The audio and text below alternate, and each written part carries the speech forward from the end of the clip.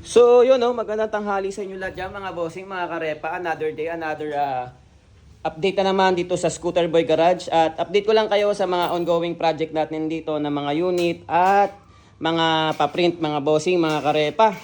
At dito maraming salamat kay bossing ng Muntinlupa sa pa-commission, sa pa-model nito. In-scan, pinadala rito yung item na kokopyahin, then in-edit ko, ni-reverse engineer ko. At yan yan. Front fender to ng Trident Triumph. Yan mga bossing. At dito naman mga boss, almost done na to. Ikakabit na lang yung gearbox. Yun palit na rin lahat, almost brand new na rin lahat mga bossing. Yan.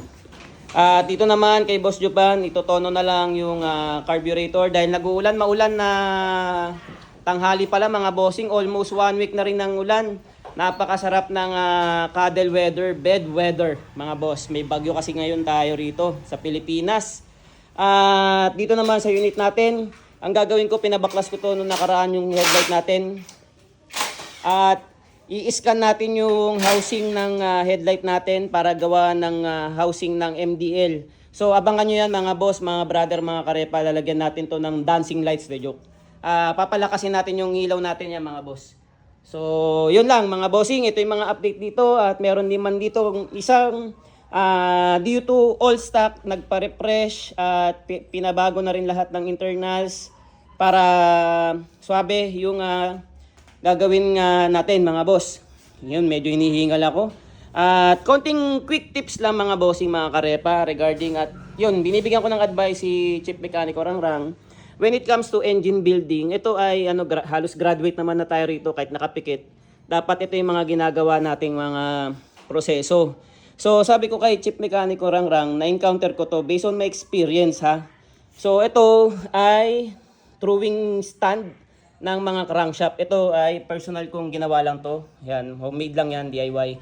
Tapos ito yung crankshaft. Sabi ko kasi sa kanya, when it comes to engine building, isa sa mga proseso, napaka-importanting proseso, pero dapat hindi natin kinakaligtaan na i-check yung sigunyal kung naka-align ba siya mga boss, mga brother, mga karepa.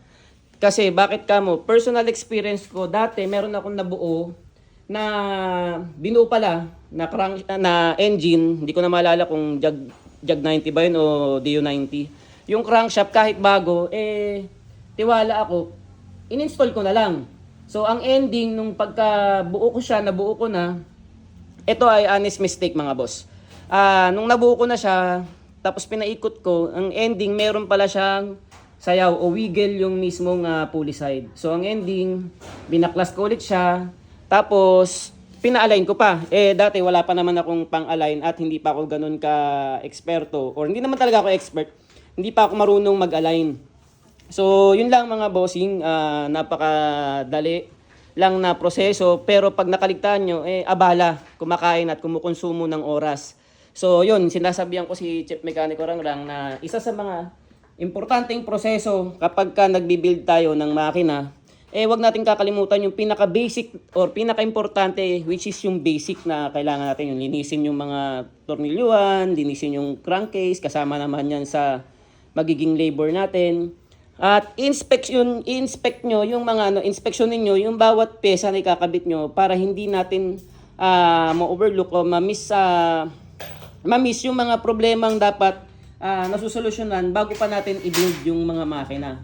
Yung mga simpleng bagay lang mga boss na kagaya ng lumang basahan na pagka magkakabit ka ng makina or magkakabit ka ng mga bearing na which is magkakaroon ng cross contamination sa dumi, wag nyo nang hawakan, wag nyo nang gamitin yung mga lumang basahan.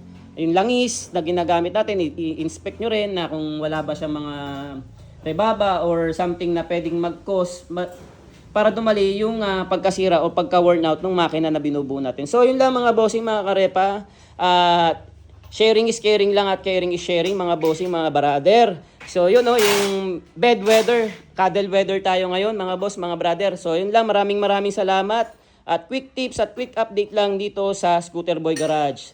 Paalam mga bossing.